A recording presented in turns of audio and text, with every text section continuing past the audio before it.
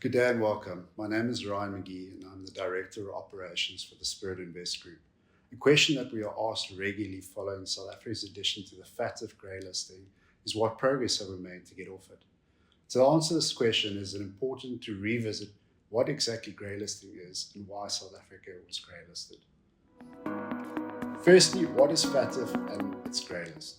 The Financial Action Task Force, abbreviated as FATF, is a global intergovernmental body that promotes policies and sets international standards relating to the combating of money laundering, terrorist financing, and the financing of the proliferation of weapons of mass destruction. Why was South Africa grey listed? South Africa did poorly in its 2021 mutual evaluation, which was actually conducted in 2019 when many institutions, especially our law enforcement agencies, were at their weakest following state capture.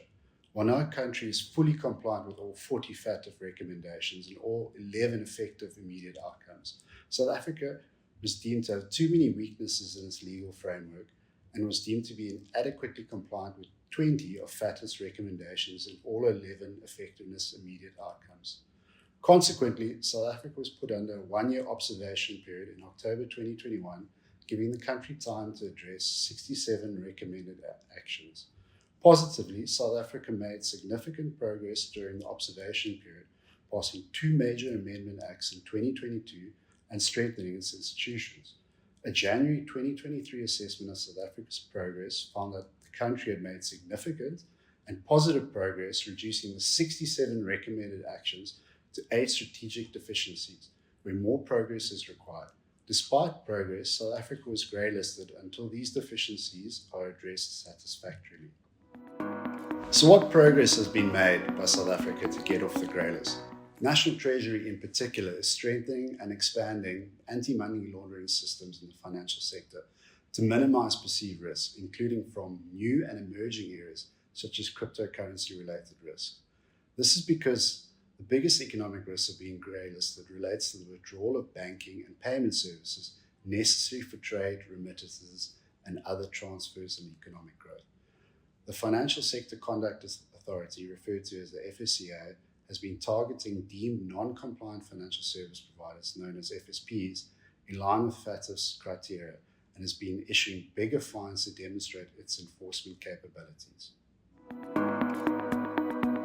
So what is the way forward for South Africa to get off the grey list? The completion of an assessment and the publication of the mutual evaluation report by FATF is a starting point.